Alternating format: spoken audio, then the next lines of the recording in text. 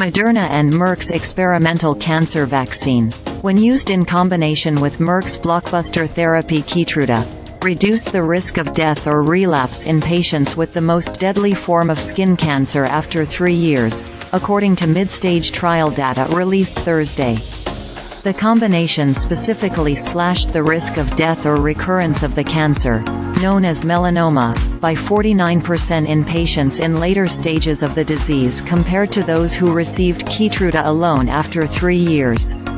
The cancer vaccine in combination with Keytruda also reduced the risk of melanoma spreading to other parts of the body by 62%.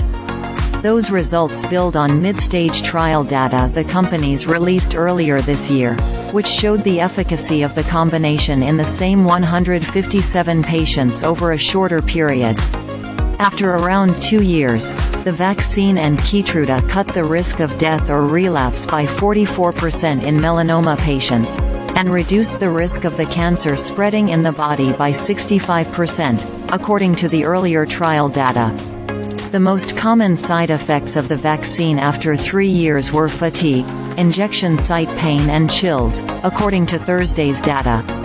The new results suggest that the cancer shot used with the immunotherapy continues to provide meaningful health benefits to melanoma patients after they stay on the treatment for a longer period of time.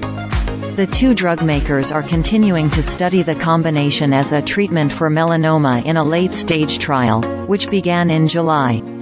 The vaccine, which uses the same mRNA technology as Moderna's COVID vaccine, is custom-built based on an analysis of a patient's tumors after surgical removal.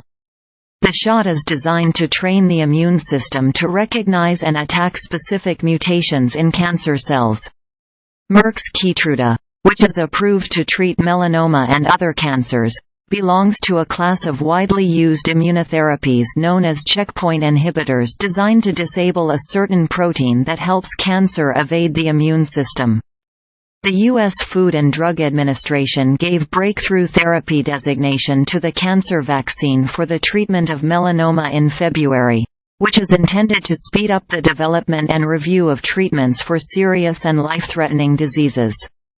Moderna and Merck are also testing the vaccine with Keytruda against other tumor types.